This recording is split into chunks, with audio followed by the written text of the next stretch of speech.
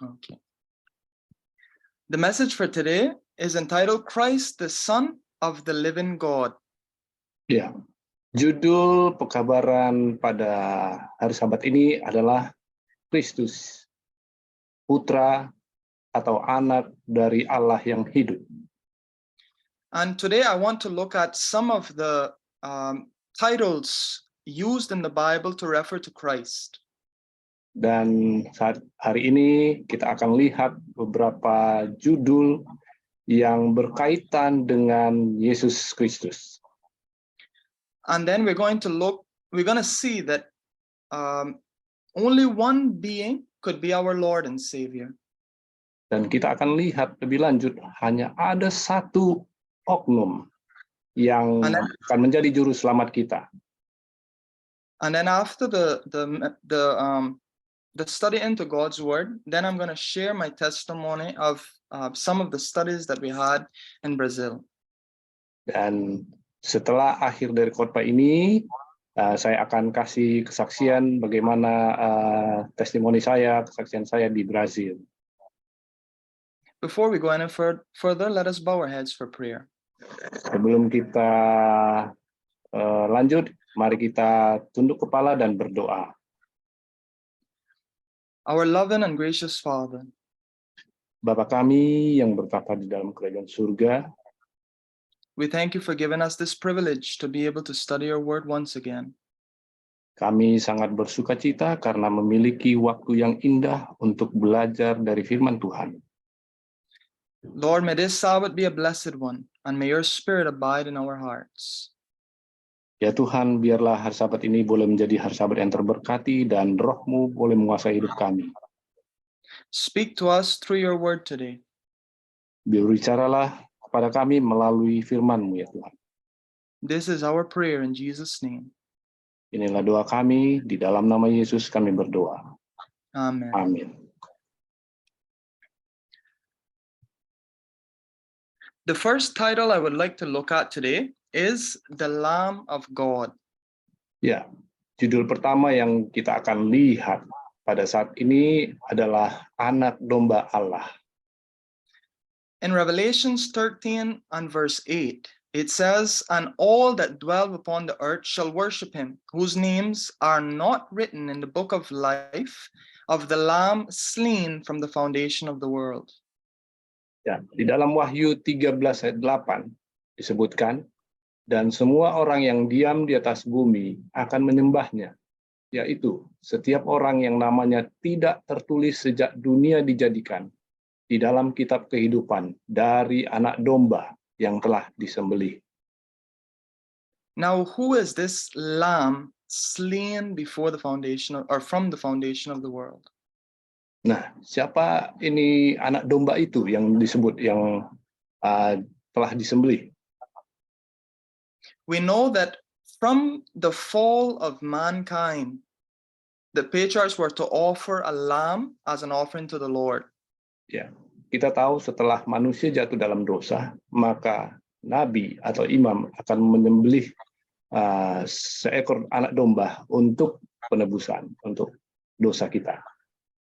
And this lamb, the sinner was to place his hands over the head of the lamb.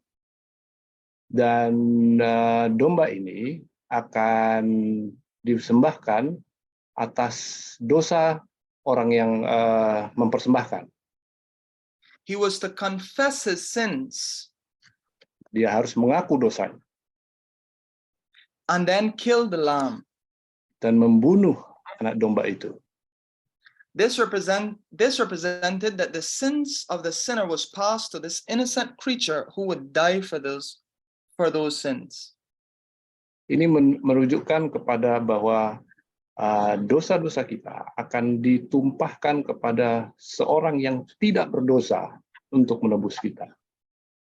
And from Adam until the time of Christ, this was done. Jadi sejak Adam sampai kepada Yesus Kristus, ini dilakukan persembahan ini.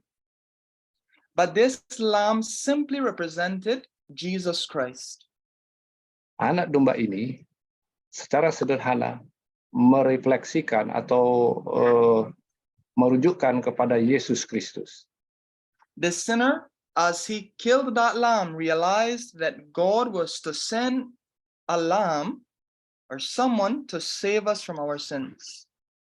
Jadi orang berdosa menyerahkan domba untuk menebus dosanya, represent atau merujuk kepada Yesus, Tuhan Allah memberikan anaknya untuk menebus kita dari dosa. Let us read John 1:29 and 34. It says, the next day, John seeth Jesus coming on to him, and saith, Behold the Lamb of God, which taketh away the sin of the world. And I saw and bear record that this is the Son of God. Mari kita baca di Yohanes 1 ayat 29 dan 34 ya.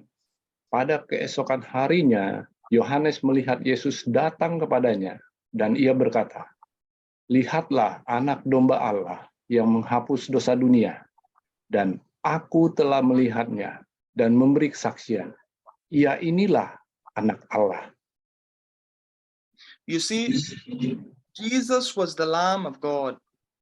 Kita lihat di sini bahwa Yesus adalah anak domba Allah. The lamb that was slain from Adam's time down only represented Jesus Christ. Ya, domba yang dikorbankan mulai dari Adam hingga Yesus merujuk kepada Yesus. And also before sin entered the world, God already had a plan of redemption. Ya, jadi sebelum dosa jatuh ke dunia, Tuhan Allah sudah memberikan penebusan bagi dunia, rencana penebusan. And something very important to note is that John calls the Lamb of God the Son of God. Ya, satu hal yang perlu dicatat bahwa Yohanes sudah melihat anak domba Allah. So the one that was to be the Lamb, the one that was to take away the sins of the world, would be God's own Son. Jadi seseorang yang akan menebus dosa dunia adalah anak domba Allah, yaitu Yesus Kristus. Genesis 22:7 and 8 says, And Isaac spake unto Abraham his father, and said, My father. And he said, Here am I, my son. And he said, Behold the fire and the wood, but where is the lamb for a burnt offering? And Abraham said, My son, God will provide himself a lamb for a burnt offering. So they went both of them together. Ya, ditulis juga di dalam Kejadian 22 ayat 7 dan 8. Lalu berkatalah Ishak kepada Abraham ayahnya, Bapa, sahut Abraham, ya anakku, bertanyalah ia, di sini sudah ada api dan kayu, tetapi di manakah anak domba untuk korban bakaran itu? Sahut Abraham, Allah yang akan menyediakan anak domba untuk korban bakaran baginya, anakku. Demikianlah keduanya berjalan bersama-sama. I love this story. We see that Abraham has taken Isaac to sacrifice him. Ya, saya sangat menyenangi kisah ini. Kita lihat bagaimana Abraham membawa Ishak anaknya untuk dikorbankan. And we find that Isaac is asking about where is the lamb? And Abraham answers, he says, God will provide himself a lamb. Ya, dan Ishak bertanya kepada bapaknya Abraham, di mana anak domba itu? Tetapi Abraham menjawab, Allah yang akan menyediakan anak domba itu. I want to also read John 8:56. It says, Your father Abraham rejoiced to see my day. This is Jesus speaking. And he saw it and was glad. Wait. Saya juga akan membaca di Yohanes 8 ayat 56. Abraham, bapamu bersukacita bahwa ia akan melihat hariku. Dan ia telah melihatnya, dan ia bersukacita. Okay, so we see here that Abraham rejoiced to see Jesus' day. Now, what does that mean? Let us read from the Desire of Ages. Ya, jadi kita melihat bagaimana Abraham bersukacita bahwa ia akan melihat hari-harinya. Kita akan membaca dari kutipan Kerinduan Segala Zaman. She Iris? says, Abraham had greatly desired to see the promised Savior. He offered up the most earnest prayer that before his death he might behold the Messiah. And he saw Christ. A supernatural light was given him, and he acknowledged Christ's divine character. He saw his day and was glad. He was given a view of the divine sacrifice for sin. Of this sacrifice, he had an illustration in his own experience. The command came to him, take now thy son, thine only son Isaac, whom thou lovest, and offer him for a burnt offering. Upon the altar of sacrifice, he laid the son of promise, the son in whom his hopes were centered. Then, as he waited beside the altar with knife upraised to obey God, he heard a voice from heaven saying, lay not thine hand upon the lad, neither do thou anything unto him. For now I know that thou fearest God, seeing that thou hast not withheld thy son, thine only son, from me. This terrible ordeal was imposed upon Abraham that he might see the day of Christ and realize the great love of God for the world, so great that to raise it from its degradation, he gave his only begotten son to a most shameful death. Oke, bahasa Indonesianya Kerinduan Segala Zaman. Abraham ingin sekali melihat juru selamat yang dijanjikan itu. Ia mempersembahkan doa yang sangat tekun, agar sebelum kematiannya, ia boleh memandang Mesias, dan ia melihat Kristus. Suatu terang di luar kodrat alam diberikan kepadanya, dan ia mengakui tabiat Kristus. Ia melihat harinya, dan bersukacita. Ia diberi satu pemandangan tentang pengorbanan ilahi untuk dosa. Dari pengorbanan ini, ia mendapat suatu gambaran dalam pengalamannya sendiri.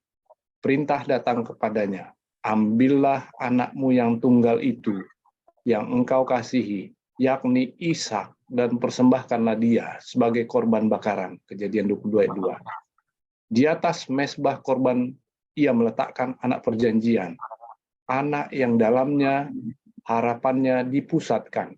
Lalu, sementara ia menunggu di sisi mezbah dengan pisau yang diangkat untuk mentaati Allah, ia mendengar suatu suara dari surga berkata, jangan bunuh anak itu, dan jangan kau apa-apakan dia, sebab telah ku ketahui sekarang bahwa engkau takut akan Allah, dan engkau tidak segan-segan untuk menyerahkan anakmu yang tunggal kepadaku. Kejadian 22 ayat 12.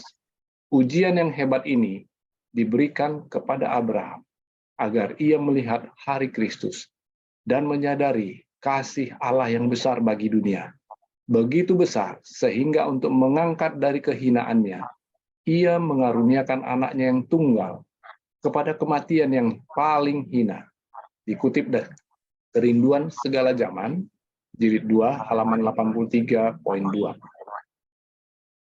Remember that Abraham had told Isaac, God will provide himself a lamb. Ingat bahwa Abraham begitu melihat kepada Allah bahwa Tuhan akan memberikan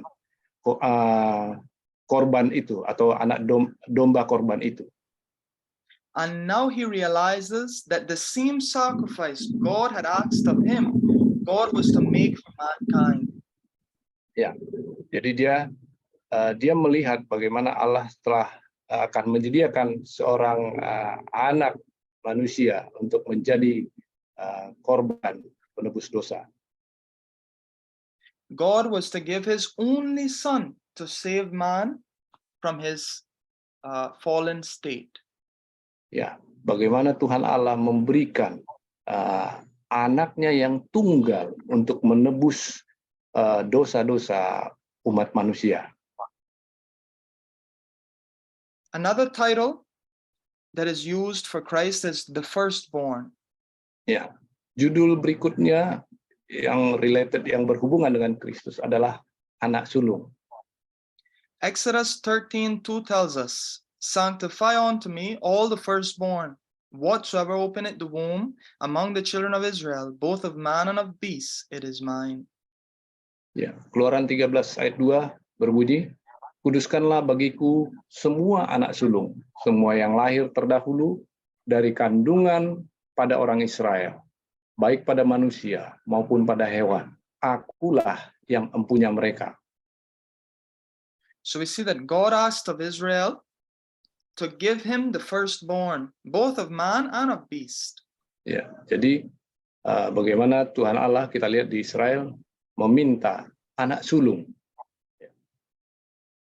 Remember that the animals that were offered as sacrifices represented Christ. Bagaimana kita melihat domba itu adalah mewakili Kristus, menunjukkan kepada Kristus yang dikorbankan.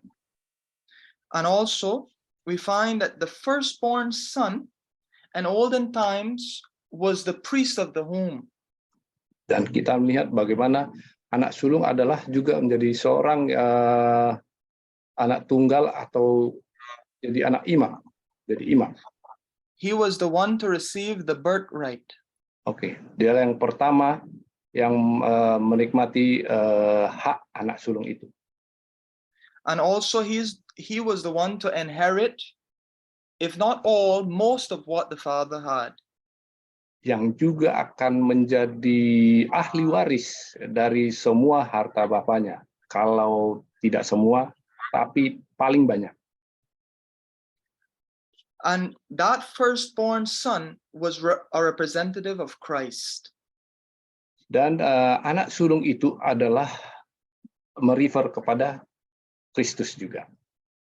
Numbers 3 and verse 13 says, because all the firstborn are mine, for on the day that I smote all the firstborn in the land of Egypt, I hollowed unto me all the firstborn in Israel, both man and beast. Mine shall it be, I am the Lord. Ulangan 3 ayat 13 berkata, sebab akulah yang punya semua anak sulung. Pada waktu aku membunuh semua anak sulung di tanah Mesir, maka aku menguduskan bagiku semua anak sulung yang ada pada orang Israel, baik dari manusia maupun dari hewan. Semuanya itu kepunyaanku, akulah Tuhan. The spirit of prophecy tells us the dedication of the firstborn had its origin in the earliest times. God had promised to give the firstborn of heaven to save the sinner. This gift was to be acknowledged in every household by the consecration of the firstborn son. He was to be devoted to the priesthood as a representative of Christ among men. And the deliverance of Israel from Egypt, the dedication of the firstborn was again commanded.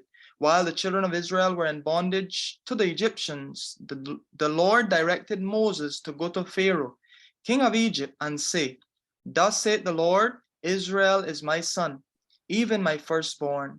And I say unto thee, let my son go, that he may serve me. And if thou refuse to let him go, behold, I will slay thy son, even thy firstborn. Di buku Kerinduan Segala Zaman dilanjutkan bagaimana penyerahan anak sulung berasal pada zaman purbakala. Allah telah berjanji hendak mengaruniakan anak sulung surga untuk menyelamatkan orang yang berdosa. Karunia ini harus diakui dalam tiap rumah tangga dengan penyerahan anak sulung. Ia harus diasingkan untuk keimamatan sebagai wakil Kristus di antara manusia. Dalam kelepasan Bani Israel dari Mesir, penyerahan anak sulung kembali diperintahkan. Ketika Bani Israel terikat dalam perhambaan kepada bangsa Mesir, Tuhan menyuruh Musa pergi kepada Firaun, Raja Mesir, untuk mengatakan, inilah sabda Tuhan, bahwa Israel itulah anakku, yaitu anakku yang sulung. Maka sebab itu sabdaku kepadamu, biarkanlah anakku pergi, supaya ia berbuat ibadat kepadaku. Jikalau enggan engkau melepaskan dia pergi, niscaya aku akan membunuh anakmu laki-laki yang sulung. Keluaran 4 ayat 2 dan 3, Kerinduan Segala Zaman Jilid 1 halaman 42.2. We see here the original order that God implemented. Kita lihat di sini bagaimana aslinya ya perintah Tuhan Allah dilakukan. Now, when we talk about the priests in the Bible, we usually refer to them as the Levites or the sons of Aaron. Ya, kalau kita melihat bagaimana imam di Alkitab, kita selalu merefer kepada orang-orang Lewi. You see, this is because when Israel worshipped that pagan calf or cow, God said that he wouldn't accept the firstborn children anymore. Now he would choose the tribe of Levi because they did not participate in that pagan worship. Ya, ketika bangsa Israel menyembah patung atau anak domba patung itu, maka Tuhan Allah marah dan dia katakan saya akan menggunakan orang Lewi untuk menjadi imam, bukan lagi anak-anak sulung dari tiap keluarga. But God's original plan was that the priest should be the firstborn son of every family. Ya, rencana Tuhan yang asli adalah imam-imam itu berasal dari setiap anak sulung dari tiap keluarga. And we see that this was a perfect representation of Christ, God's firstborn and only son. Dan inilah contoh yang sangat murni bagaimana anak sulung Tuhan Allah yang akan menjadi juru selamat orang berdosa. And we see here, Ellen White said, God had promised to give the firstborn of heaven to save the sinner. Dan kita lihat di sini bagaimana tulisan Nyonya White mengatakan bahwa Tuhan Allah akan memberikan anak sulung surga untuk dosa-dosa, menyelamatkan orang-orang yang berdosa di dunia. This is clear proof that Christ was born in heaven. He was the Son of God before he came to this earth. Inilah satu bukti nyata bahwa anak sulung Allah, anak tunggal Allah adalah benar-benar yang lahir sebelum dunia dijadikan. Let us continue. Kita lanjutkan. Another title used to refer to Christ is the Messiah. Judul berikut yang mewakili Yesus Kristus adalah Sang Mesias. Now, what does the word Messiah mean? Apakah arti Mesias itu? John 1:41 tells us, he first findeth his own brother Simon and said unto him, we have found the Messiah, which is being interpreted the Christ. Dalam Yohanes 1 ayat 41 disebutkan, Andreas mula-mula bertemu dengan Simon saudaranya, dan ia berkata kepadanya, kami telah menemukan Mesias, yang artinya Kristus. And John 4:25 tells us, the woman said unto him, I know that Messiah cometh, which is called Christ. When he is come, he will tell us all things. Selanjutnya Yohanes 4 ayat 25 juga mengatakan, ya, jawab perempuan itu kepadanya, aku tahu bahwa Mesias akan datang, yang disebut juga Kristus. Apabila ia datang, ia akan memberitakan segala sesuatu kepada kami. We learn from these verses that the word Messiah and the word Christ mean the same thing. Kita lihat dari beberapa ayat ini bahwa kata Mesias dengan Kristus adalah hal yang sama. You see, the word Christ comes from the Greek Christus, and then Messiah from the Hebrew Messiah. Ya, kita lihat bahwa Kristus berasal dari bahasa Yunani dan Mesias dari bahasa Ibrani. Yes, and the word Messiah means anointed or anointed one. Arti dari Mesias adalah yang diurapi. Acts 4:25-28. Who by the mouth of thy servant David has said, why did the heathen rage and the people imagine vain things? The kings of the earth stood up, and the rulers were gathered together against the Lord and against his Christ. For of a truth against thy holy child Jesus, whom thou hast anointed, both Herod and Pontius Pilate, with the Gentiles and the people of Israel, were gathered together, for to do whatsoever thy hand and thy counsel determined before to be done. Di Kisah 4 ayat 25 sampai 28 kita baca, dan oleh Roh Kudus dengan perantaraan hamba-Mu Daud, Bapa kami, Engkau telah berfirman, mengapa rusuh bangsa-bangsa? Mengapa suku-suku bangsa mereka-reka perkara yang sia-sia? Raja-raja dunia bersiap-siap dan para pembesar berkumpul untuk melawan Tuhan dan yang diurapinya.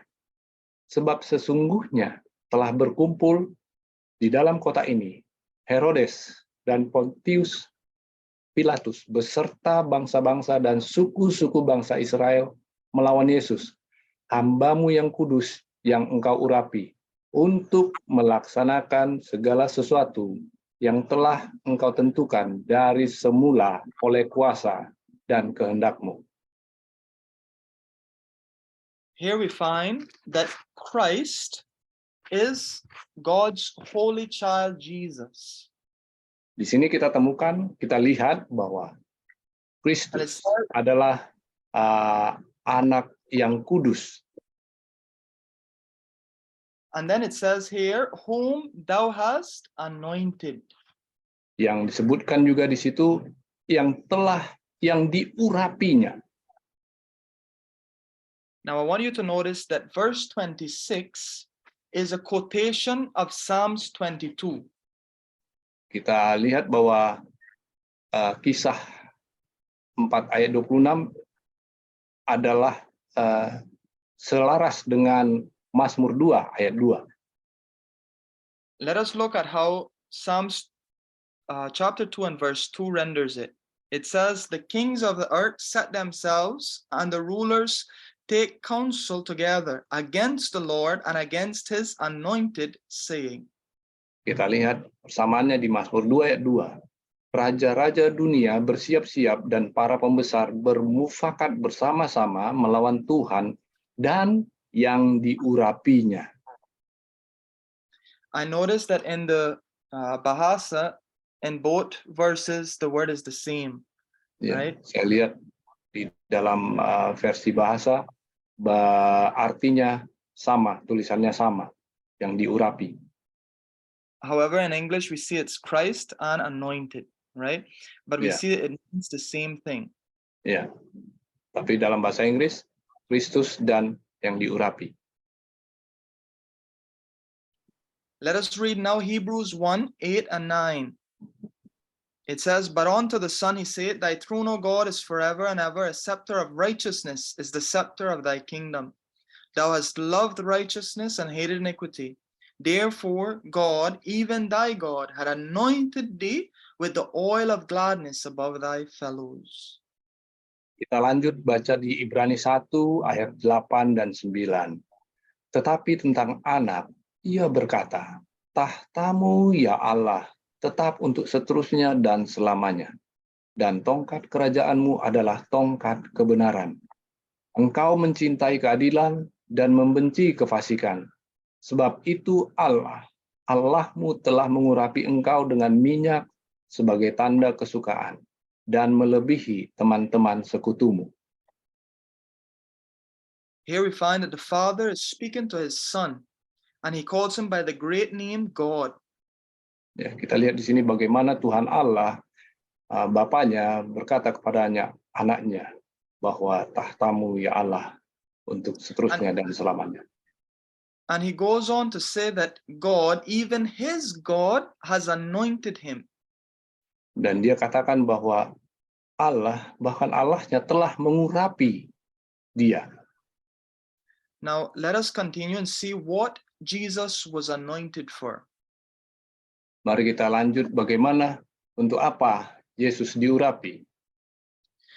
Now, in the old times, we find that people were anointed when they were to begin a certain work.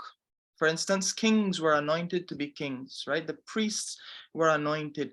Different people were anointed for the certain office that they were to perform. Ya. Kalau zaman dahulu kita melihat bagaimana seseorang diurapi, itu karena kebiasaan. Mungkin seperti seorang raja yang akan naik, sudah diangkat sebagai raja dan akan melaksanakan tugasnya, maka dia akan diurapi. So now we're going to see what Christ was anointed for. My brother, can you read Luke 4:16-21 for us, please?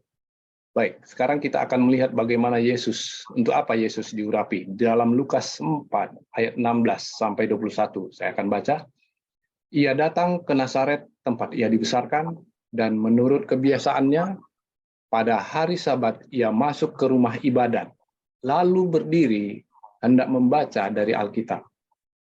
Kepadanya diberikan kitab Nabi Yesaya, dan setelah dibukanya, ia menemukan nas di mana ada tertulis, Roh Tuhan ada padaku, oleh sebab ia telah mengurapi aku untuk menyampaikan kabar baik kepada orang-orang miskin, dan ia telah mengutus aku untuk memberitakan pembebasan kepada orang-orang tawanan dan penglihatan bagi orang-orang buta, untuk membebaskan orang-orang tertindas, untuk memberitakan tahun rahmat Tuhan telah datang. Kemudian, ia menutup kitab itu, memberikannya kembali kepada pejabat, lalu duduk, dan mata semua orang dalam rumah ibadat itu tertuju kepadanya. Lalu ia mulai mengajar mereka, katanya, pada hari ini, genaplah nas ini, sewaktu kamu mendengarnya. So what was Christ anointed for? Jadi, untuk apa Yesus diurapi? To save man, Untuk menyelamatkan kita, to redeem him from that fallen state. untuk menebus dia dari keberdosaan. And notice in verse 18, it says, it shows us what he was anointed with. He says, the Spirit of the Lord is upon me. Nah, saya lihat bagaimana di ayat 18, Roh Tuhan ada padaku, oleh sebab ia telah mengurapi aku. Let us look as well at Acts 10:37 and 38. Kita lihat juga di dalam Kisah 10 ayat 37 dan 38 dengan apa Yesus diurapi. I read, Pastor. Yes, sir. Kamu tahu tentang segala sesuatu yang terjadi di seluruh tanah Yudea, mulai dari Galilea sesudah baptisan yang diberitakan oleh Yohanes, yaitu tentang Yesus dari Nazaret, bagaimana Allah mengurapi dia dengan Roh Kudus dan kuat kuasa. Dia yang berjalan berkeliling sambil berbuat baik dan menyembuhkan semua orang yang dikuasai iblis, sebab Allah menyertai dia. Amen. So we see Christ was anointed with the Holy Ghost. Jadi kita lihat bagaimana Allah mengurapi Yesus dengan Roh Kudus. And now let us look at the testimony of Bible characters concerning who the Messiah was to be. Ya, kita lihat bagaimana kesaksian-kesaksian tokoh Alkitab, bagaimana siapa sih Yesus atau Mesias itu. We're going to begin with the disciples. Kita mulai dengan murid-murid Yesus. Let us look at John. John in John 20 verse 31 says, "But these are written that ye might believe that Jesus is the Christ, the Son of God, and that believing ye might have life through his name." Ya, kita mulai dari murid yang pertama, Yohanes 20 ayat 31 berkata, tetapi semua yang tercantum di sini telah dicatat, supaya kamu percaya bahwa Yesuslah Mesias, anak Allah, dan supaya kamu oleh imanmu memperoleh hidup dalam namanya. What I want you to take note of is how all of these verses that we are going to read, Christ is associated with the word or with the the phrase Son of God. Ya, semua dari ayat-ayat yang akan kita telaah, kita baca nanti adalah bagaimana Kristus selalu diarahkan dia juga adalah anak Allah, itu sama dengan anak Allah. You see, nowadays, the Jews are still waiting for a Messiah, those that don't believe in Christ. Bagaimana zaman dahulu orang-orang Yahudi masih menantikan Mesias. But for them, the Messiah will just be some great person. Bagi mereka, Mesias itu adalah orang yang luar biasa, yang hebat. But we find that the Bible characters understood that the Messiah could only be one being, and that is God's own Son. Ya, di Alkitab disebutkan bagaimana Mesias itu adalah hanya satu-satunya, yaitu anak tunggal Allah. Amen. Now let us look at Mark. In Mark 1:1, the beginning of the gospel of Jesus Christ, the Son of God. Kita lihat selanjutnya yang ditulis Markus 1 ayat 1. Inilah permulaan Injil tentang Yesus Kristus, anak Allah.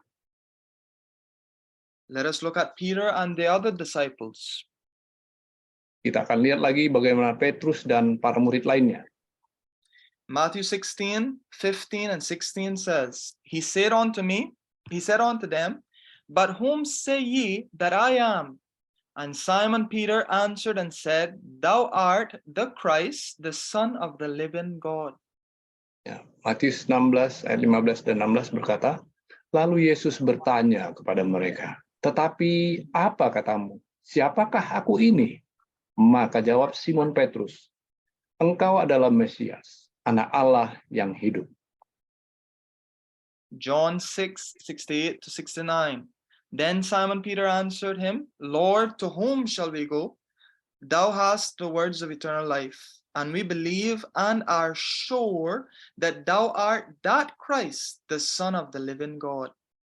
Yohanes 6 ayat 68 dan 69 lanjut mengatakan, jawab Simon Petrus kepadanya, Tuhan, kepada siapakah kami akan pergi?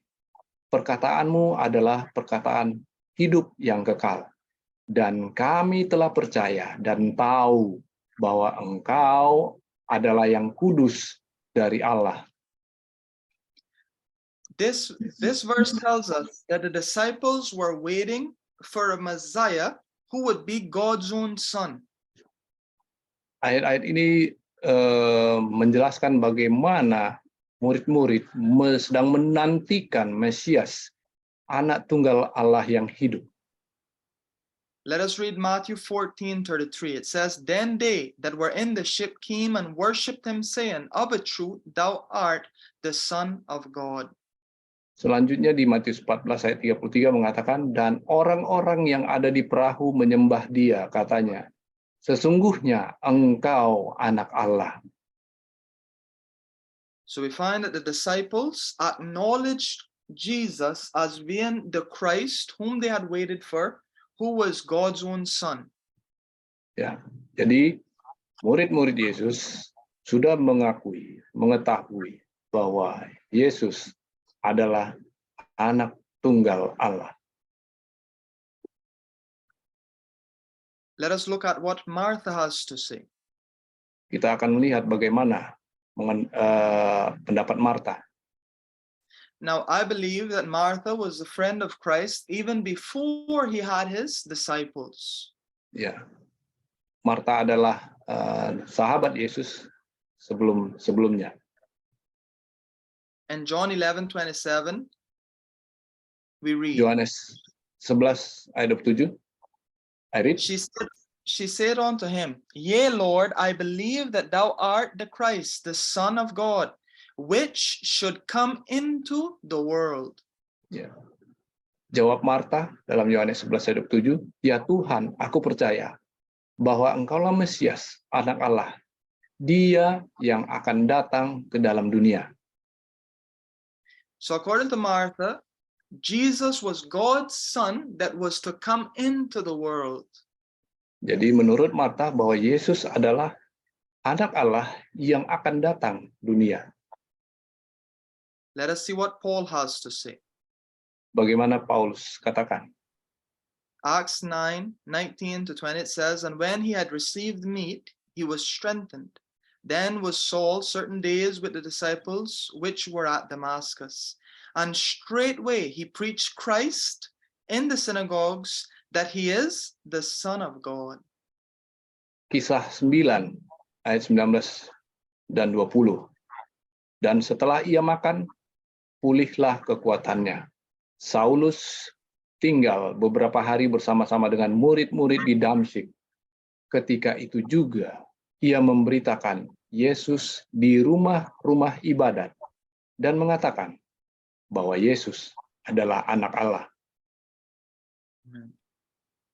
Now we're going to look at the testimony of God himself. Kita akan lihat bagaimana kesaksian Tuhan Allah sendiri.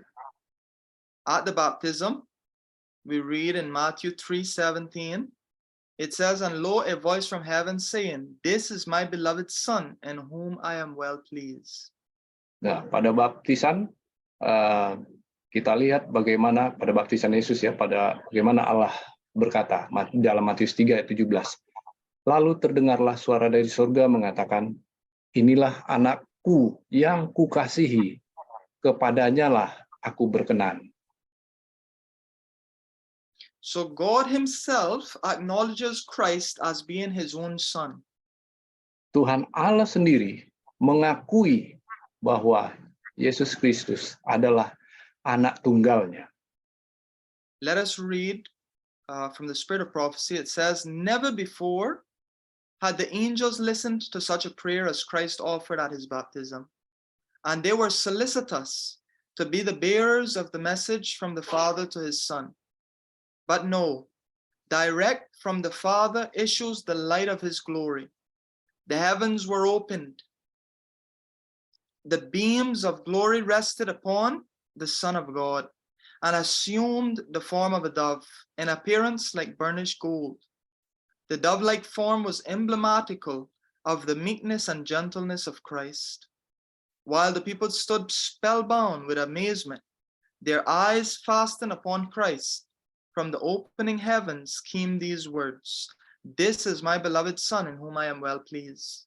The words of confirmation that Christ is the Son of God was given to inspire faith in those who witnessed the scene, and to sustain the Son of God in his arduous work. Notwithstanding the Son of God was clothed with humanity, yet Jehovah with his own voice assures him of his sonship with the eternal. In this manifestation to his Son, God accepts humanity as exalted through the excellence of his beloved Son. Saya baca yang dikutip dari buku Nyonya White. Belum pernah para malaikat mendengarkan doa seperti yang diucapkan Kristus pada saat pembaptisannya. Dan mereka sangat ingin menjadi pembawa pesan dari Bapa kepada anaknya. Tapi tidak, langsung dari Bapa memancarkan cahaya kemuliaannya. Langit terbuka dan sinar kemuliaan bernaung di atas anak Allah dan mengambil bentuk burung merpati, tampak seperti emas yang mengkilap. Bentuknya yang seperti burung merpati melambangkan penurutan dan kelembutan Kristus. Sementara orang-orang berdiri terpesona dengan keheranan mata mereka terpaku pada Kristus, dari langit yang terbuka keluar kata-kata ini, inilah anakku yang kukasihi, kepadanya lah aku berkenan. Kata-kata penegasan bahwa Kristus adalah anak Allah diberikan untuk menginspirasi iman kepada mereka yang menyaksikan kejadian itu dan untuk mendukung anak Allah dalam pekerjaannya yang berat. Sekalipun anak Allah mengenakan kemanusiaan, namun Yehova dengan suaranya sendiri meyakinkan dia tentang keputraannya dengan yang kekal. Dalam manifestasi kepada anaknya ini, Allah menerima umat manusia sebagai yang ditinggikan melalui keunggulan anaknya yang terkasih. Amen. Let us continue. Kita lanjut. Matthew 17:5. Now this is at the Mount of Transfiguration. While he yet spake, behold, a bright cloud overshadowed them, and behold, a voice out of the cloud which said, This is my beloved Son, in whom I am well pleased. Hear ye him. Selanjutnya di dalam Matius 17 ayat 5 kita baca. Dan tiba-tiba sedang ia berkata-kata, turunlah awan yang terang menaungi mereka, dan dari dalam awan itu terdengar suara yang berkata, inilah anak yang kukasihi, kepadanya lah aku berkenan, dengarkanlah dia. God spoke audibly during Christ's time on earth only twice. Tuhan Allah berbicara kepada anaknya seketika Yesus di dunia hanya 2 kali, 2 peristiwa. At his baptism and at the Mount of Transfiguration. Pada yang pertama pada baptisan dan pada yang kedua pada transformasinya. And both times it was to say that Jesus was his son. Pada kedua saat itu pernyataannya jelas sama bahwa Yesus adalah anak tunggalnya. My brother, can you read the quote from the Spirit of Prophecy, please? Oke. Saya akan lanjut membaca di tulisan Nyonya White. Kristus membawa kepada pria dan wanita kuasa untuk menang. Dia datang ke dunia. Dia datang ke dunia ini dalam wujud manusia untuk hidup sebagai manusia di antara manusia. Dia menganggap kewajiban dari sifat manusia adalah untuk dibuktikan dan diuji. Dalam kemanusiaannya, dia mengambil bagian dari alamiah ilahi. Dalam inkarnasinya, dia mendapatkan gelar anak Allah dalam pengertian baru. Malaikat itu berkata kepada Maria, kuasa Allah yang maha tinggi akan menaungi engkau. Sebab itu, anak yang akan kau lahirkan itu akan disebut kudus, anak Allah. Sebagai anak dari seorang manusia, ia menjadi anak Allah dalam arti baru. Demikianlah dia berdiri di dunia kita, anak Allah, namun bersekutu sejak lahir dengan ras manusia. Amen. Here, the Spirit of Prophecy is telling us that Jesus became the Son of God in a new sense while being the Son of Man. Ya, dalam tulisan Roh Nubuat ini dikatakan bagaimana Yesus dalam pertama sekali sebagai anak manusia, kemudian dia menjadi anak Allah. That means Christ was already the Son of God before he came to earth. Artinya bahwa Yesus sudah menjadi anak Allah sebelum ia datang ke dunia. And when he came, he was now the Son of God in a new sense. Dan ketika dia datang, dia menjadi anak Allah dalam rasa yang baru. And how is this? You see, Jesus became the son of a human being and yet was the Son of God.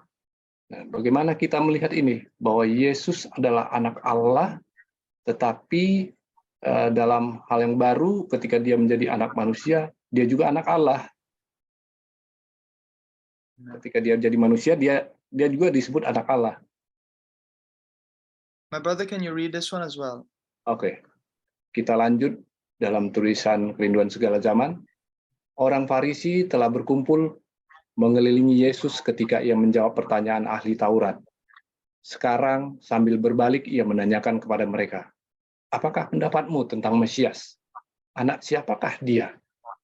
Pertanyaan ini direncanakan untuk menguji kepercayaan mereka mengenai Mesias, untuk menunjukkan apakah mereka menganggap dia hanya sebagai seorang manusia atau sebagai anak Allah. Suara-suara serentak menjawab, anak Daud. Inilah gelar yang telah diberikan oleh nubuatan kepada Mesias. Ketika Yesus menyatakan keilahiannya oleh mujizatnya yang besar, ketika ia menyembuhkan orang sakit dan membangkitkan orang mati, orang banyak bertanya-tanya satu sama lain. Bukankah orang ini anak Daud? Perempuan Siro Venesia, Bartimeus yang buta, dan banyak lagi yang lain telah berseru kepadanya meminta pertolongan. Kasihanilah aku ya Tuhan, anak Daud. Matius 15 ayat 22. Sementara menunggang keledai ke Yerusalem, ia telah disambut dengan sorak kegirangan. Hosana bagi anak Daud, diberkatilah dia yang datang dalam nama Tuhan. Matius 21 ayat 9. Dan anak-anak kecil di dalam bait suci telah menggemakan puji-pujian gembira pada hari itu. Tetapi banyak orang yang menyebut Yesus anak Daud tidak mengenal keilahiannya. Mereka tidak mengerti bahwa anak Daud adalah juga anak Allah. Jesus wanted the people to know that he was the Son of God. Yesus mengingatkan orang-orang bahwa dia juga adalah anak Allah. Everyone called the Messiah the Son of David as well. Banyak orang memanggil dia anak Allah, adalah anak Daud. And Jesus was the son of David. He was a descendant of David, a son of a human being. Ya, Yesus adalah anak Daud, keturunan dari Daud, anak manusia, keturunan dari manusia. But he wanted them to understand that he was the Son of God before being a human being. Tetapi Yesus mau membawa pengertian mereka bahwa dirinya atau Yesus adalah anak Allah sebelum dia lahir di dunia. My brother, read this one as well. Kita lanjut membaca berikutnya dari Class Object Lesson. Tak kala ia berjalan, seorang penghulu muda datang berlari kepadanya dan bertelut dengan penuh hormat memberi salam kepadanya. Guru yang baik, katanya, apa yang harus kuperbuat untuk memperoleh hidup yang kekal? Penghulu itu telah menyebut Kristus sebagai seorang guru yang dihormati, tidak melihat dalam dia sebagai anak Allah. Juru selamat berkata, mengapa kau katakan aku baik? Tak seorang pun yang baik selain daripada Allah saja. Atas dasar apa engkau menyebut aku baik? Allah lah yang baik. Jika engkau mengakui aku demikian, engkau harus menerima aku sebagai anak dan wakilnya. Amin. Many people use this verse to try to prove a Trinity. Ya, banyak orang menggunakan kutipan ini untuk membuktikan bahwa Trinitas benar. They try to explain that Jesus is saying that he is God himself. Mereka katakan bahwa di sini Yesus mengatakan bahwa dia adalah Allah. But here we find Jesus distinguishes himself. He says, God is the one good, and if you accept me as good, you're receiving me as his son and representative. Ya, jadi Yesus mengatakan di sini bahwa menjelaskan posisinya di sini lebih jelas bahwa dia adalah anak Allah.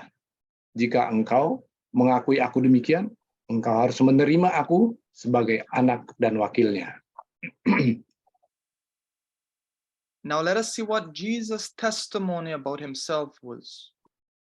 Sekarang kita lihat bagaimana Yesus bersaksi atau testimoni mengenai dirinya sendiri. John 11:4. When Jesus heard that, he said, this sickness is not unto death, but for the glory of God, that the Son of God might be glorified thereby. Yohanes 11 ayat 4 berkata, ketika Yesus mendengar kabar itu, ia berkata, penyakit itu tidak akan membawa kematian, tetapi akan menyatakan kemuliaan Allah. Sebab oleh penyakit itu, anak Allah akan dimuliakan. And John 10:36, say ye of him, whom the Father had sanctified and sent into the world, thou blasphemest, because I said, I am the Son of God. Yohanes 10 ayat 36, selanjutnya mengatakan, masihkah kamu berkata kepada dia yang dikuduskan oleh Bapa dan yang telah diutusnya ke dalam dunia, engkau menghujat Allah karena aku telah berkata, aku anak Allah. And John 5:18, therefore the Jews sought the more to kill him, because he not only had broken the Sabbath, but said also that God was his father, making himself equal with God.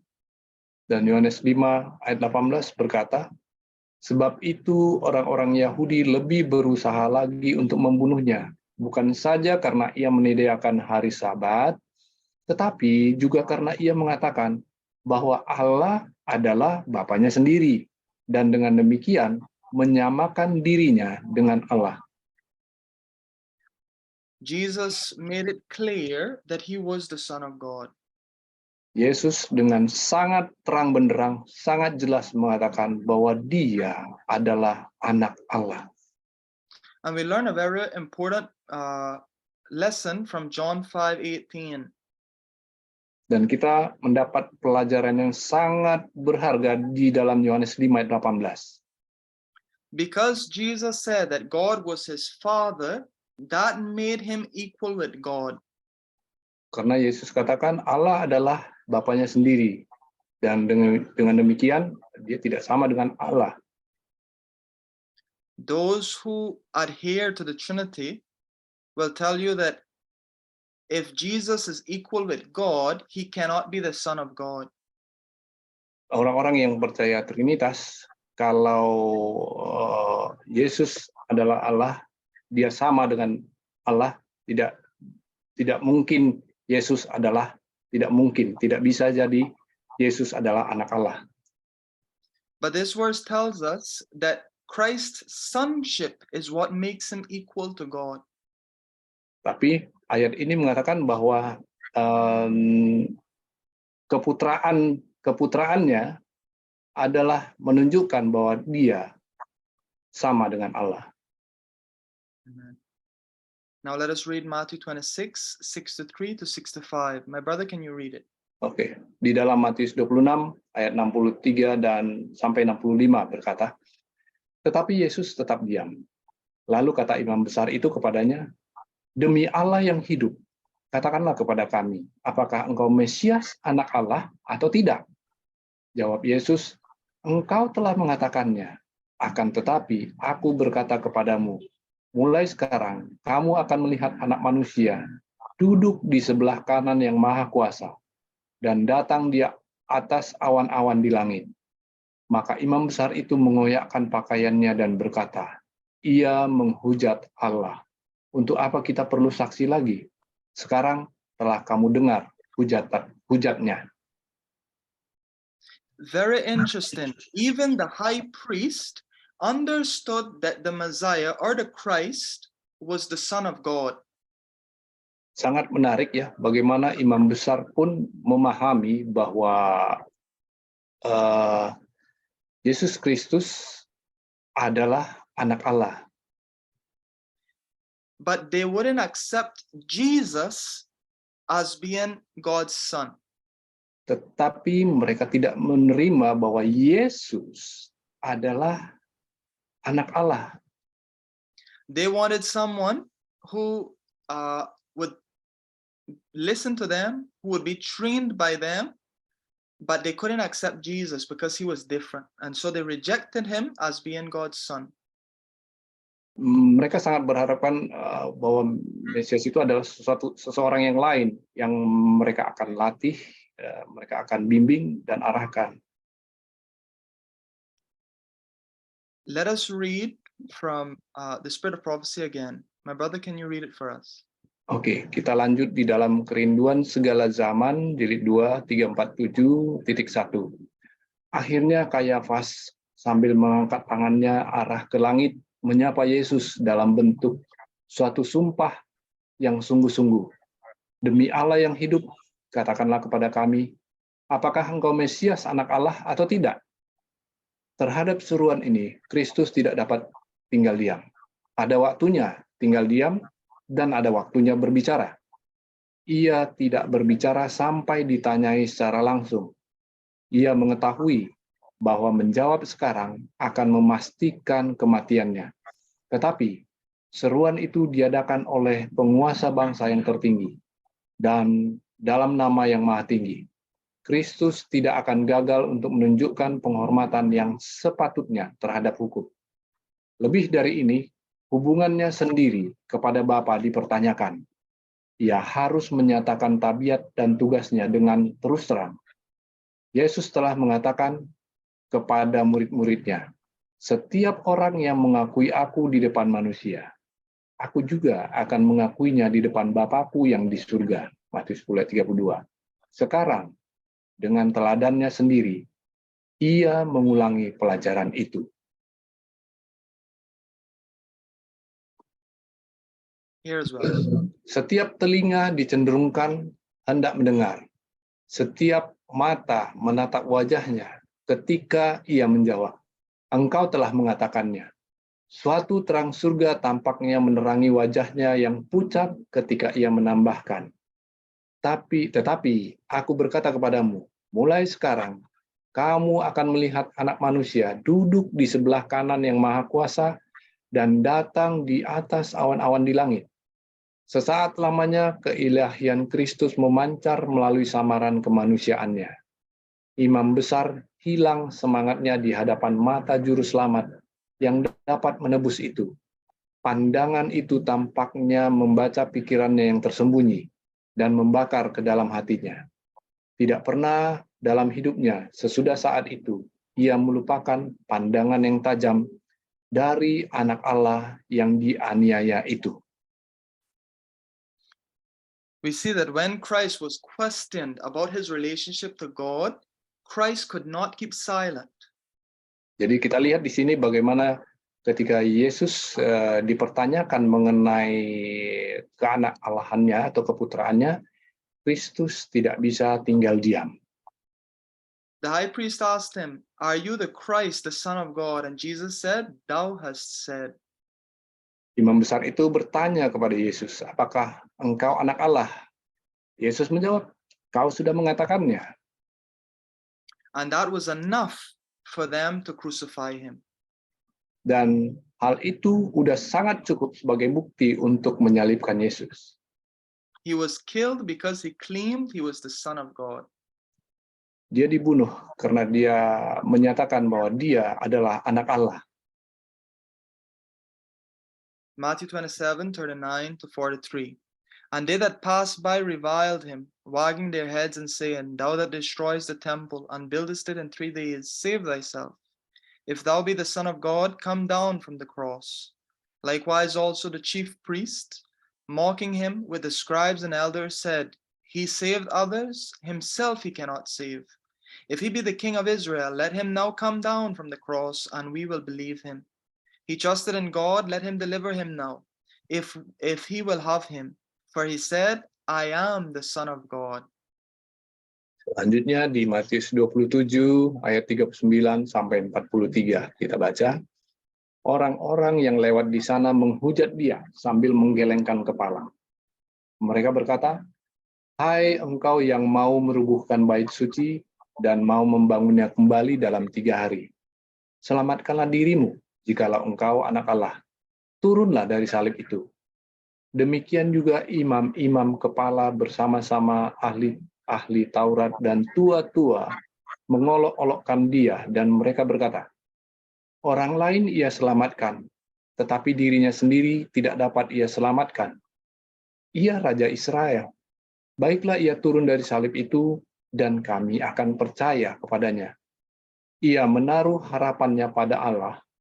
Baiklah Allah menyelamatkan dia, jikalau Allah berkenan kepadanya, karena ia telah berkata, Aku adalah anak Allah." 1 John 4:9 tells us, "In this was manifested the love of God toward us, because that God sent his only begotten Son into the world, that we might live through him."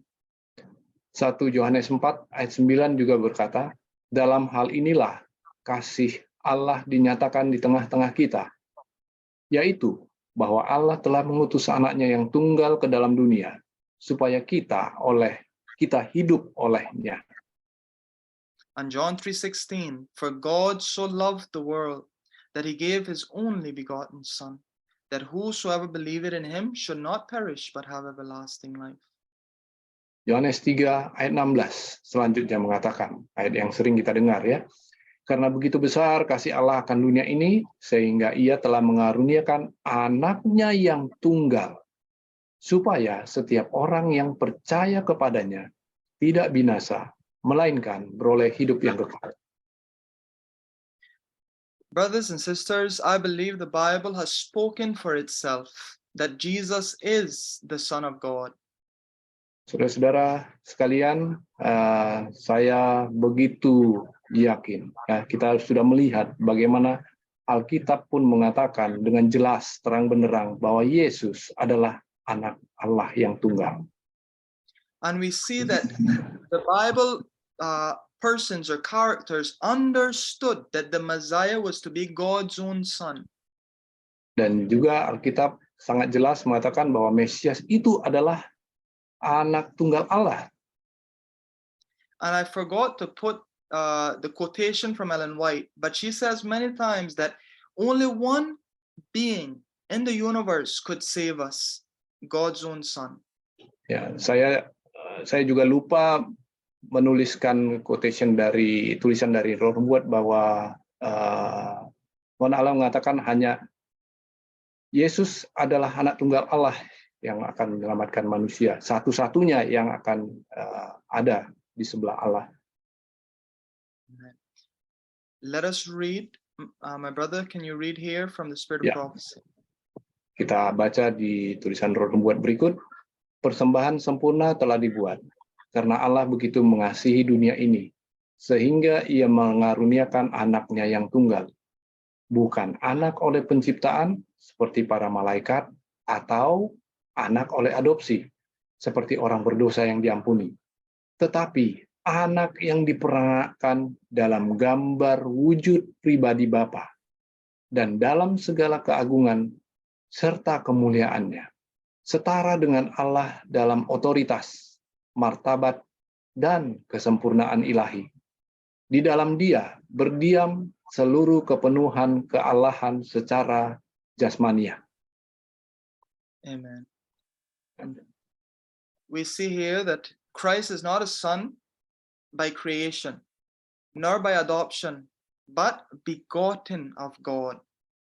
Kita lihat di sini bagaimana melalui kutipan ini bahwa Yesus Kristus bukan anak adopsi, bukan anak penciptaan, tetapi anak yang diperanakkan. And also notice, it specifies there that he was begotten in the express image of the Father's person, and in all of his brightness and majesty and glory. Ya, dia adalah rupa anak gambar wujud pribadi Bapa, ya, dengan segala keagungan serta kemuliaannya, setara dengan Allah. This is speaking about when Christ was born, before anything was created. Dari quotation ini juga kita mengetahui bahwa Yesus, anak Allah, telah lahir sebelum segala sesuatu dijadikan. Because when Christ was born in Bethlehem, he did not born with the brightness of the majesty and glory of God. Ketika Yesus lahir di Bethlehem, dia tidak lahir dalam kemuliaan dan keagungan Allah. His divinity and his glory was hid from our eyes. Keilahiannya tersembunyi dari mata penglihatan kita. Now I want to close the message tonight or today with a little story, a story that I have always liked from my childhood. And my brother, I will ask you to read it. Oke. Ini adalah sebuah kisah sebagai penutup. Saya akan bacakan untuk kita semua, ya. Seorang pria kaya dan putranya suka mengoleksi karya seni langka. Mereka memiliki segalanya dalam koleksi mereka, dari Picasso hingga Raphael. Mereka sering duduk bersama dan mengagumi karya seni yang hebat. Ketika konflik Vietnam pecah, putranya pergi berperang. Dia sangat berani dan mati dalam pertempuran saat menyelamatkan prajurit lain. Sang ayah diberitahu dan sangat berduka untuk putra satu-satunya. Kira-kira sebulan kemudian, tepat sebelum Natal, terdengar ketukan di pintu. Seorang pria muda berdiri di depan pintu dengan bungkusan besar di tangannya. Dia berkata, "Tuan, Anda tidak mengenal saya, tetapi saya adalah prajurit yang untuknya putra Anda menyerahkan nyawanya. Dia menyelamatkan banyak nyawa hari itu. Dan saat dia berkata, Tuan, dia menyelamatkan banyak nyawa hari itu. Dan saat dia membawa saya ke tempat yang aman, ketika sebuah peluru mengenai jantungnya, dan dia meninggal seketika. Dia sering berbicara tentang Anda dan kecintaan Anda pada seni. Pria muda itu mengulurkan paket tersebut. Aku tahu ini tidak seberapa. Saya bukan seniman yang hebat, tetapi saya pikir putra Anda pasti ingin Anda next." Sang ayah membuka bungkusan itu. Itu adalah potret putranya, dilukis oleh pemuda itu. Dia menatap kagum pada cara prajurit itu menangkap kepribadian putranya dalam lukisan itu. Sang ayah begitu tertarik pada matanya, sehingga matanya sendiri berkaca-kaca. Dia berterima kasih kepada pemuda itu, membayarnya untuk lukisan itu, untuk saya. Ini adalah hadiah. Sang ayah menggantung potret itu di atas mantelnya. Setiap kali pengunjung datang ke rumahnya, dia membawa mereka untuk melihat potret putranya sebelum dia menunjukkan kepada mereka karya besar lainnya yang telah dia kumpulkan. Pria itu meninggal beberapa bulan kemudian. Akan ada lelang besar lukisannya. Banyak yang berpengaruh berkumpul, bersemangat melihat lukisan-lukisan hebat, dan memiliki kesempatan untuk membeli satu untuk koleksi mereka. Di panggung terletak lukisan sang putra. Juru lelang memukul palunya. Kita akan memulai penawaran dengan foto sang putra ini. Siapa yang akan menawar untuk lukisan ini? Ada keheningan. Kemudian, sebuah suara di belakang ruangan berteriak, "Kami ingin melihat lukisan-lukisan terkenal. Lewatkan yang ini." Tetapi juru lelang bersikeras, "Apakah seseorang akan menawar lukisan ini? Siapa yang akan memulai penawaran? $100? $200? Suara lain dengan marah, "Kami tidak datang untuk melihat lukisan ini. Kami datang untuk melihat Van Gogh, The Rembrandts. Lanjutkan lelang yang sesungguhnya." Tetapi juru lelang tetap melanjutkan. Putranya, anak laki-lakinya, siapa yang akan mengambil putranya? Next. Akhirnya sebuah suara datang dari bagian paling belakang ruangan itu. Itu adalah tukang kebun pria dan putranya yang sudah lama. "Saya akan memberikan $10 untuk lukisan itu." Menjadi orang miskin, hanya itu yang mampu dia beli. "Kami buka $10. Siapa yang akan menawar $20? Berikan padanya $10. Mari kita lihat para master." Kerumunan menjadi marah. Mereka tidak menginginkan foto putranya.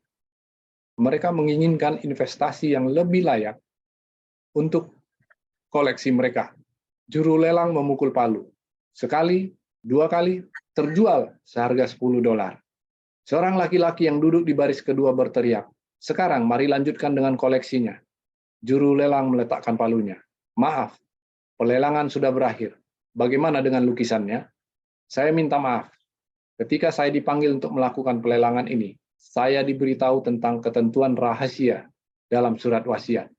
Saya tidak diizinkan untuk mengungkapkan ketentuan itu sampai saat ini.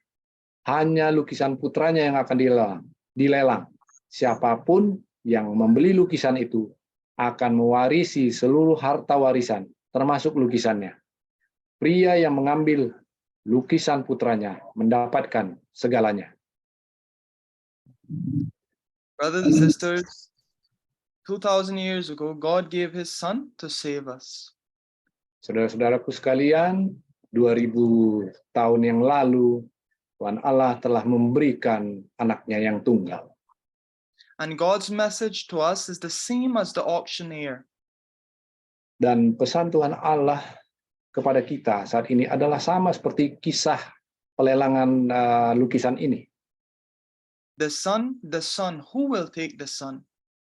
Siapa yang putranya? Siapa yang akan mengambil putranya? You see, who takes the son gets everything. Ya, kita lihat bagaimana siapa yang ngambil lukisan putranya akan dapatkan harta segalanya. Brothers and sisters, it is not enough for us to know about Jesus Christ. Saudara-saudaraku sekalian, adalah tidak cukup bila mana kita hanya mengenal Yesus, Anak Allah. We need to have a relationship with him. Kita perlu memiliki hubungan dengan Dia. We need to accept him as our Lord and Savior.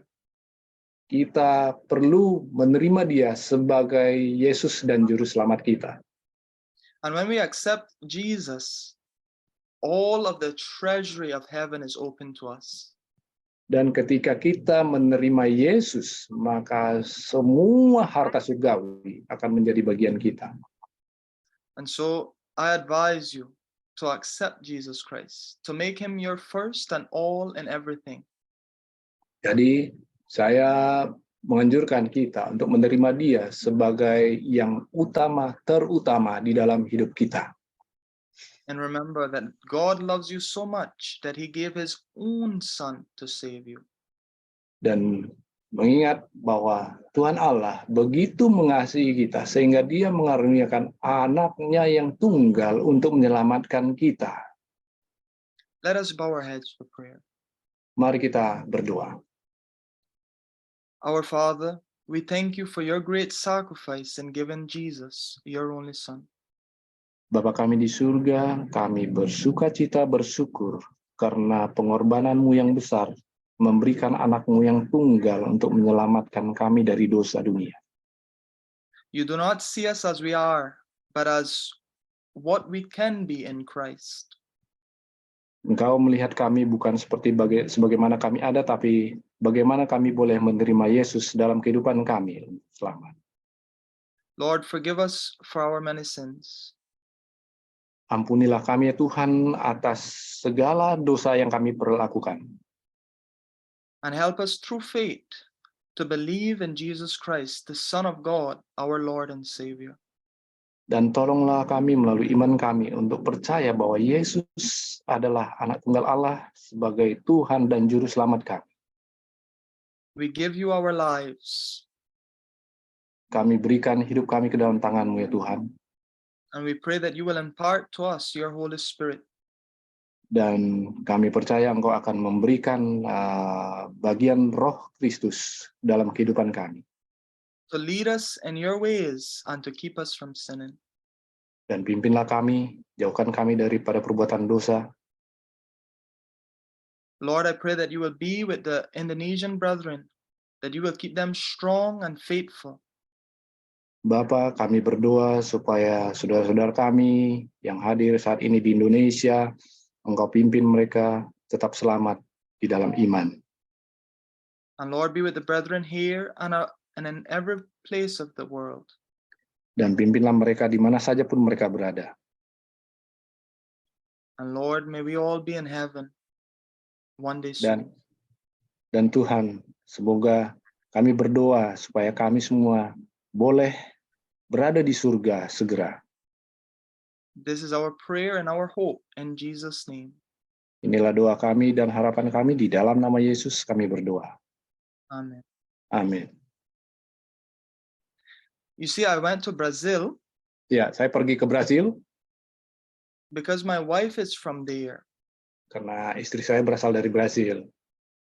And so we decided to go visit the family there. And at the same time, I had plans to have studies with certain members from the church that I had in mind.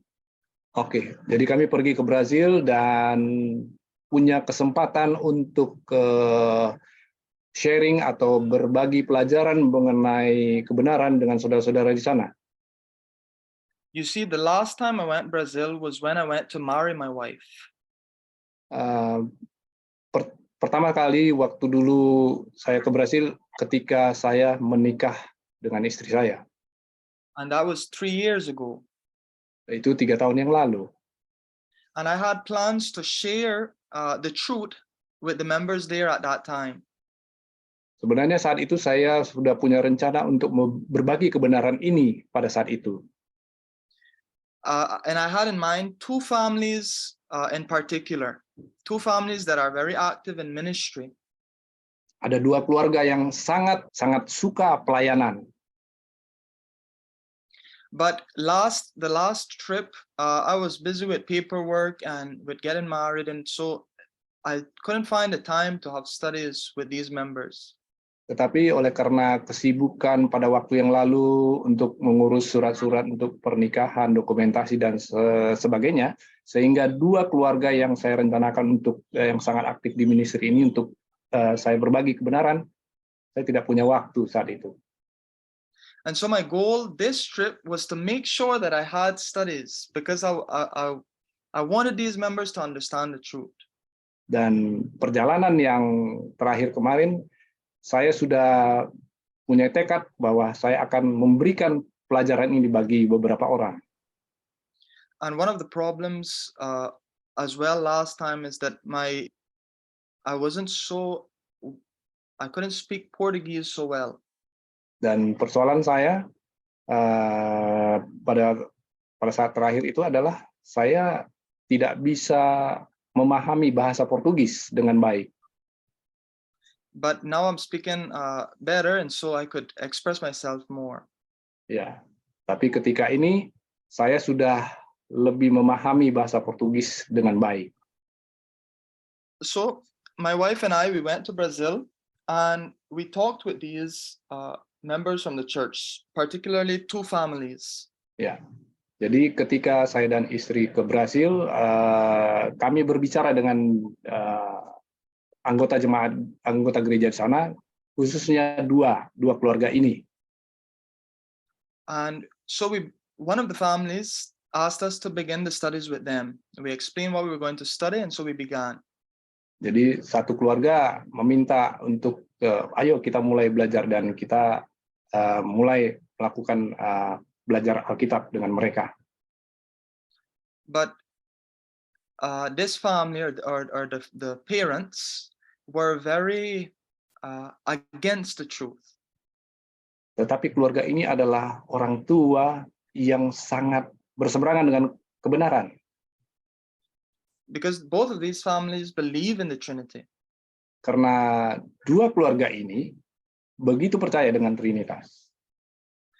And so as we would go studying through the Bible, they were always coming up with questions and debating the truth. Ketika kita mulai melakukan pembelajaran, mereka selalu bertanya melawan kebenaran. And what I was trying to show them is that we have to believe what the Bible says. Dan saya hanya bisa arahkan mereka bahwa kita harus percaya apa yang Alkitab tuliskan. Because many of the things that they brought up, there's no basis for it in the Bible. Karena berbagai hal yang mereka sampaikan, mereka pertanyakan adalah tidak punya bukti dari ayat Alkitab. For instance, Jesus being God's son. Sebagai contoh, Yesus sebagai anak Allah. They didn't want to accept that. Mereka tidak mau menerima itu. And so I explained to them, because I showed them how the Trinity destroys the personality of God and of Jesus. Jadi saya menunjukkan sama mereka bahwa Trinitas itu menghancurkan personality atau kepribadian Yesus dan Allah. Because in the Trinity, the Father is not a literal father.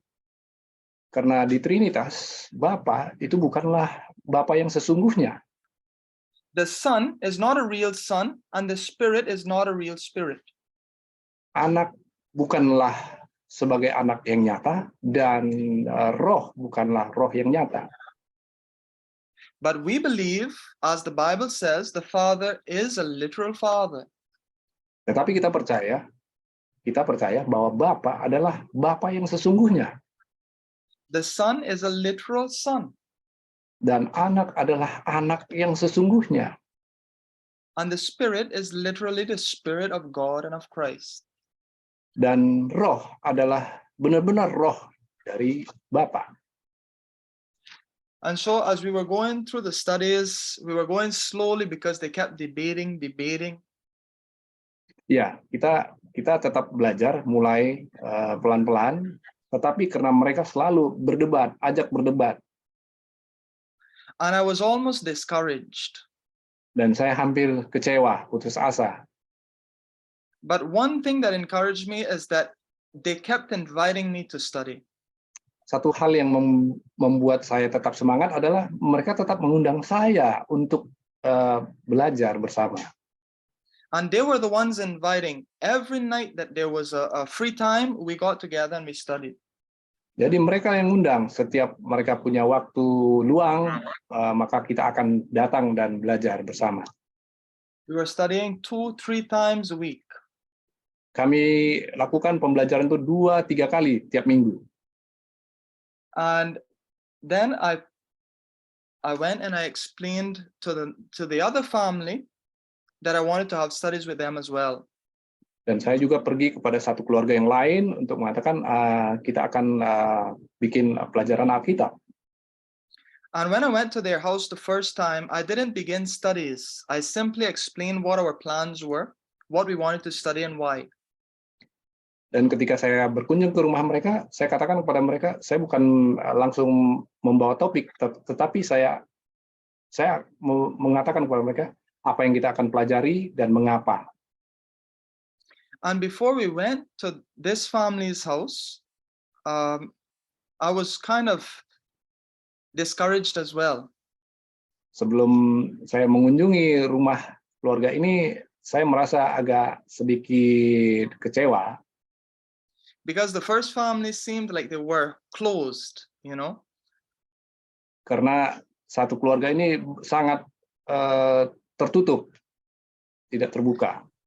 And the second family, the father of the family, he's an elder of the church. Keluarga yang kedua, bapak ini adalah ketua dari gereja, salah satu dari ketua gereja. And my wife, these are people that have been teaching and preaching the Trinity.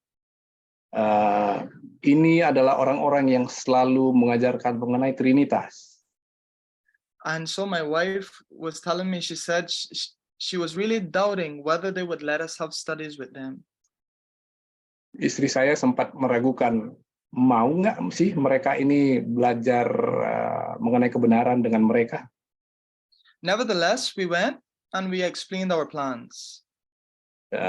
Tetapi kami tetap pergi ke rumah itu dan kami jelaskan maksud dan tujuan kami membawa pelajaran ini. And the unexpected happened. Yang tidak diharapkan terjadi.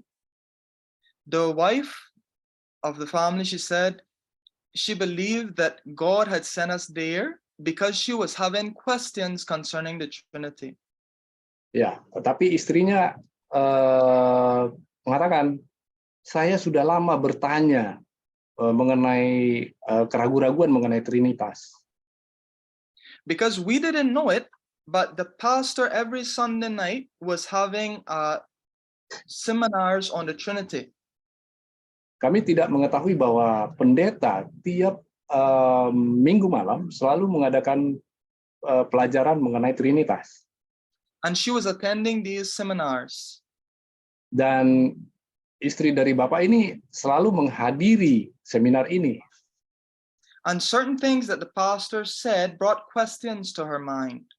Dan beberapa hal yang pendeta katakan menjadi keraguan dalam pemikirannya. And also, she said that one time she was studying with a family about the Trinity, and she found herself more confused about the topic when she was done with the study. Dan ketika mereka di keluarga belajar mengenai Trinitas ini, dia semakin bingung mengenai satu topik. dari Trinitas itu. And so that gave us some hope. We said, the Lord is leading. Jadi kami memiliki pengharapan bahwa Tuhan menuntun kami kepada keluarga ini untuk memberitakan kebenaran.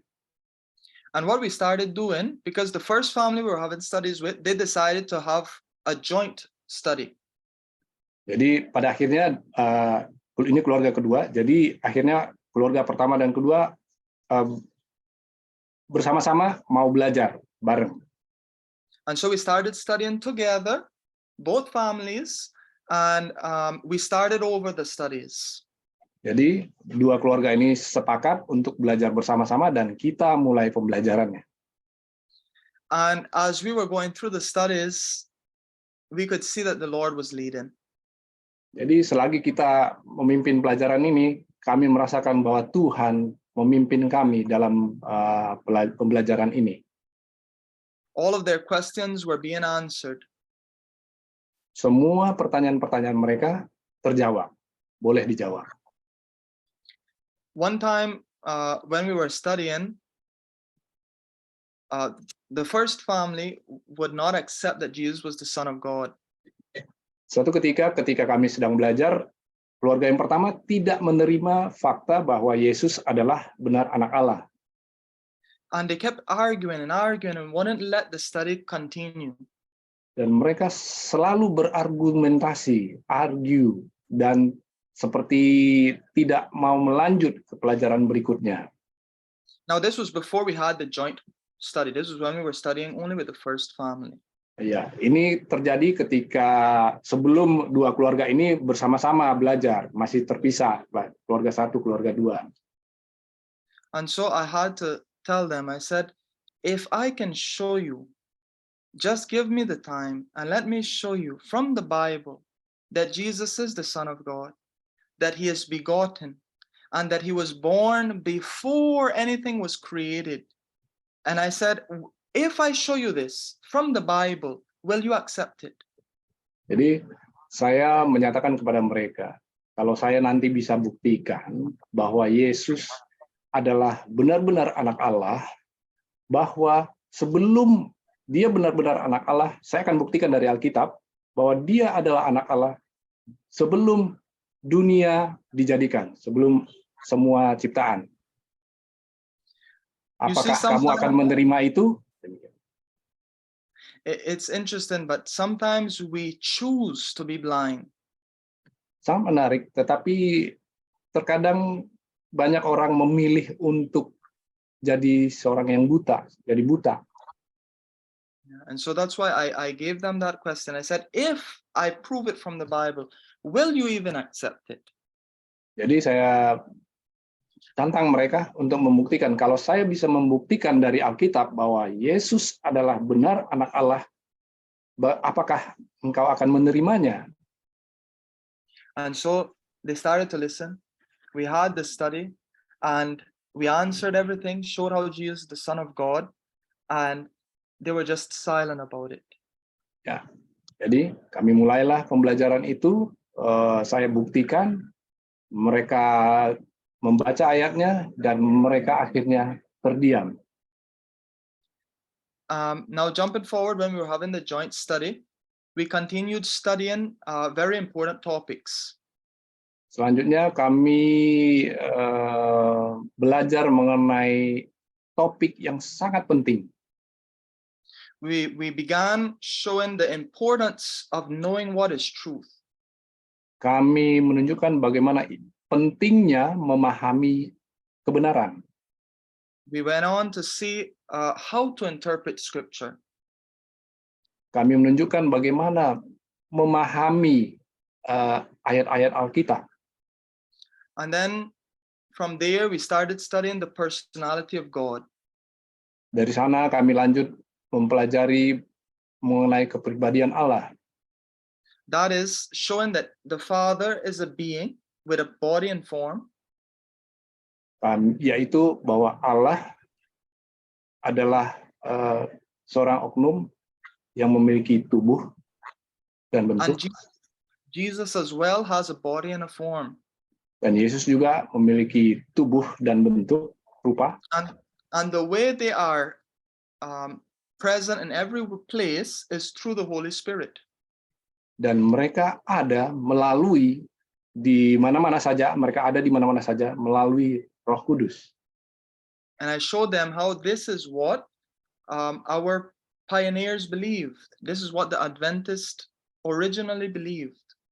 Dan saya tunjukkan kepada mereka, inilah para pionir Adventis yang pertama percaya. Bagaimana orang-orang pionir dahulu yang percaya.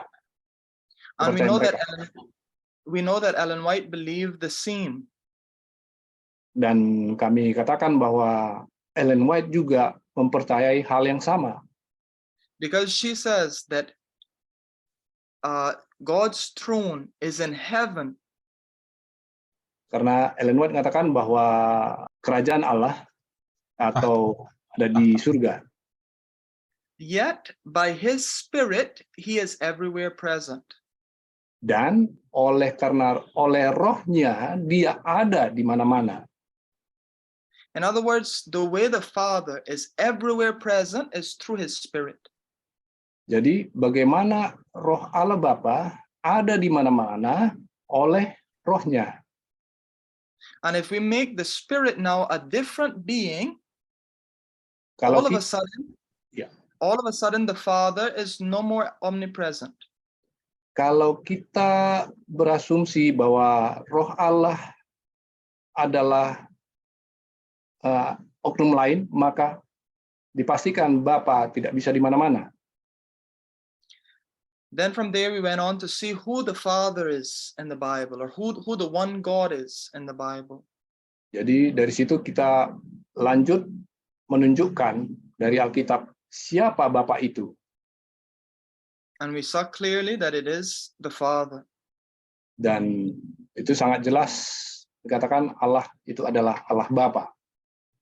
Then we looked at who Jesus was, and we saw that he is the Son of God.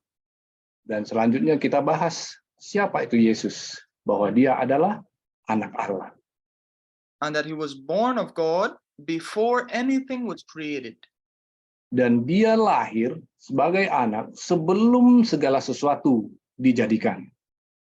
Then we looked at the Holy Spirit. Dan kita lihat selanjutnya membahas mengenai Roh Kudus. And we saw that the Spirit is God's Spirit and Jesus' Spirit. Dan kita lihat bagaimana Roh Kudus itu adalah rohnya Bapa dan rohnya Kristus. We looked at some of Ellen White quotes concerning the Father, the Son, and also the Holy Spirit. Kita lihat juga, kita tunjukkan kutipan Nyonya White bagaimana mengenai Bapa, mengenai Anak, dan mengenai Roh Kudus. And we could see how both families accepted the truth. Their eyes were open and they kept saying how it was so clear to them. Dan kami melihat bagaimana kedua keluarga ini bisa menerima kebenaran ini. And they acknowledged how they were blinded to the truth, how they had been taught that way and they just couldn't see different. Ya, bagaimana sebelumnya mereka memahami begitu butanya mereka terhadap kebenaran ini dan sekarang melihat dengan terang benderang begitu indahnya kebenaran itu. And so interesting that while we were there, the pastor was having seminars on the Trinity. Dan begitu menarik, kenapa kami ada pada saat itu, pada saat yang tepat, sementara pendeta juga sedang mengajarkan seminar mengenai Trinitas. And my wife and I, we were attending the church there where her family attends, and every Sabbath they were preaching about the Trinity. Nah, jadi ketika kami di sana, saya dan istri juga menghadiri kebaktian gereja. Keluarga kami adalah ada 10 keluarga, 10 bersaudara, dan kami merasakan ketika kami hadir di gereja yang diajarkan selalu mengenai Trinitas. While I was there, 2 pastors from around that area were preaching the Trinity, and they also had a special guest, a pastor, an evangelist come in who was also preaching the Trinity. Jadi selagi kami di sana, ada 2 pendeta di sekitar area itu yang selalu ikutan dalam seminar itu, dan ada undangan misionari lain juga yang sama-sama mereka semua mengajarkan mengenai Trinitas. And despite all of the indoctrination that they were doing, Walaupun selagi dengan indoktrinasi yang mereka lakukan, in our studies, the members we were studying with, they could see clearly the truth. di dalam pembelajaran kami dengan dua keluarga ini, mereka sekarang sudah melihat dengan jelas kebenaran yang begitu indah. And after every seminar that the pastor had, they would come saying how, saying how the different things that the pastor was saying just didn't make sense. Ya, jadi setiap akhir daripada seminar, mereka selalu jadi membandingkan hal yang tidak cocok dengan apa yang dipelajari di Alkitab. And they said, now we can see so clearly the Bible. Jadi mereka mengatakan, kami sekarang sudah begitu melihat, begitu jelas apa yang Alkitab katakan. And they said, now we're going to study the Bible in a different way. Jadi kami pun sekarang akan mempelajari Alkitab dengan metode atau cara yang berbeda. Now we're going to believe what the Bible says, just as it is written. Kami percaya apa yang Alkitab tuliskan seperti yang tertulis. You see, we are taught, or we grew up believing that we can understand the Bible. Kita memahami bahwa kita sering diajarkan bahwa kita tidak dapat memahami Alkitab. That everything in the Bible is a mystery. Karena segala sesuatu yang ada di Alkitab adalah misteri. And maybe it doesn't mean what it says. Dan mungkin bahwa artinya bukan seperti apa yang tertulis. Ini yang sering diajarkan untuk kita. But brothers and sisters, our pioneers didn't look at the Bible in that way.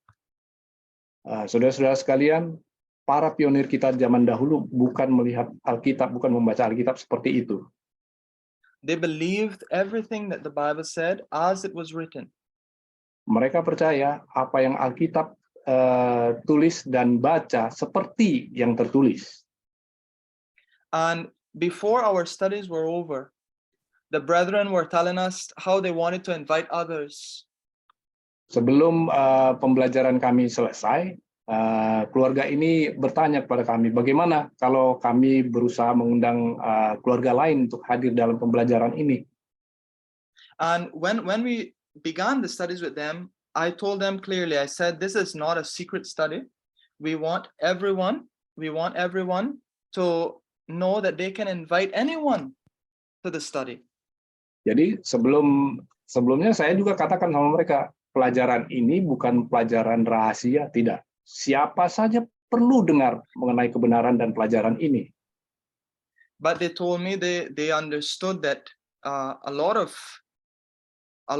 problems, or how do I put this? They said that many people that had come and wanted to speak in the church were rejected, and now they understood why.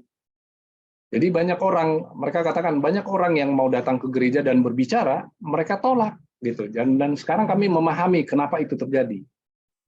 And to not cause any problems, they wanted to avoid any problems with the pastor.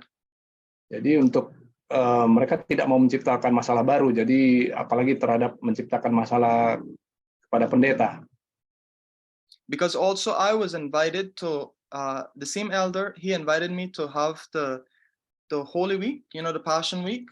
They invited me to have the speaking during that whole week. Jadi ada juga elder atau ketua jemaat yang mengundang saya untuk berbicara di gereja. Yeah, and so they were trying to avoid having any problems. So I felt that was wise to do, because I wanted them to understand first what we were trying to show them, so that they can go and take it to the church. Ya, jadi tujuan saya adalah untuk menyatakan kebenaran supaya mereka boleh nyatakan itu dan bawakan itu kepada jemaat di gereja, bagaimana membaca Alkitab yang sebenarnya. And when the studies were over, before they were over, they were telling me, they said, now we want to have Zoom meetings. When you go back home, you have Zoom meetings with us, and we will invite many friends to join. Jadi sebelum pembelajaran selesai atau sudah selesai, mereka mengatakan kepada kami, kita harus tetap belajar melalui Zoom meeting. Jadi kamu harus pimpin Zoom meeting pembelajaran ini, dan kami akan mengundang banyak orang untuk mendengarkan pembelajaran itu melalui Zoom meeting. And when the studies were over, they said it was so clear. They understood it so clear, and they could never believe in a Trinity now. Jadi ketika pembelajaran itu selesai, mereka katakan, wah, sangat jelas, luar biasa. Kebenaran itu jelas, ya. Mereka sekarang sudah meragukan dan tidak percaya lagi mengenai Trinitas.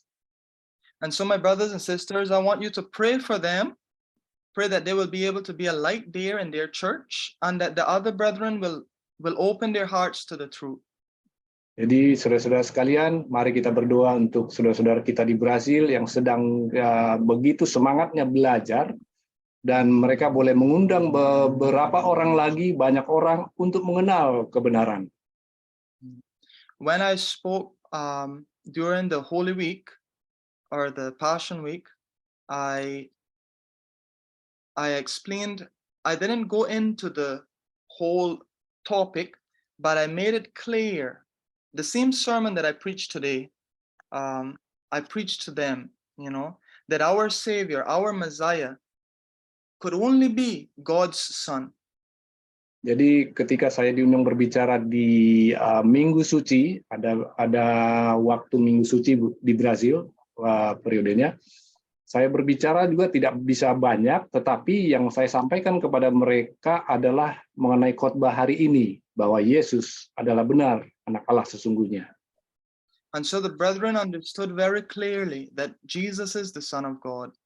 But we have to pray for them that they will understand many other things. Oh ya, Holy Week itu adalah Paskah, ya. Jadi mereka memahami sekarang bahwa Yesus adalah anak Allah sesungguhnya. Yes. And so I want to praise God for that. Despite at the beginning feeling discouraged and thinking that it was in vain, God was able to work on their hearts, and finally they gave in and accepted the truth. Iya. Jadi saya bersuka cita, sangat bergembira, walau di awal ketika saya mau membawakan firman kepada mereka, saya punya keraguan, tetapi melalui tuntunan Roh Kristus, akhirnya mereka melihat kebenaran ini dan boleh menerimanya dan bersuka cita di dalam Yesus. Amen. Let us just have a prayer to close. Mari kita berdoa untuk menutup. Let us pray. Loving and gracious Father which art in heaven, Bapa kami yang Maha Kasih yang ada di surga, once again we thank you for giving us the truth. sekali lagi kami mengucapkan terima kasih oleh karena kebenaran yang Engkau telah berikan. And Lord, we pray that you will continue to give us a love for the truth. Kami mengharap bahwa Engkau tetap akan memberikan pengharapan, keinginan untuk berbagi mengenai kebenaran ini. That we may be able to unlearn the things that are wrong. Dan kami akan melepas hal-hal yang salah yang akan kami lepaskan. And accept your word as it reads. Dan menerima firman Tuhan sebagaimana itu tertulis. Lord, I pray that you will bless each one of us so that we can be a light and an influence right where we are. Bapa, kami berdoa, biarlah kami boleh menjadi satu mercusuar dimanapun kami berada. And Lord, if ever we are discouraged, remind us that it is your Spirit that does the work and not our efforts. Dan bila mana kami kecewa, putus asa oleh karena takut memberitakan firman Tuhan, dan biarlah hanya melalui Roh-Mu, kami dikuatkan karena itu bukan usaha kami, tetapi usaha Roh-Mu. Help us to be faithful, to trust you and leave the results with you. Tolong kami supaya lebih setia kepada Tuhan dan lebih kuat di dalam iman. This we pray in Jesus' name. Amen. Inilah doa kami di dalam nama Yesus. Amin.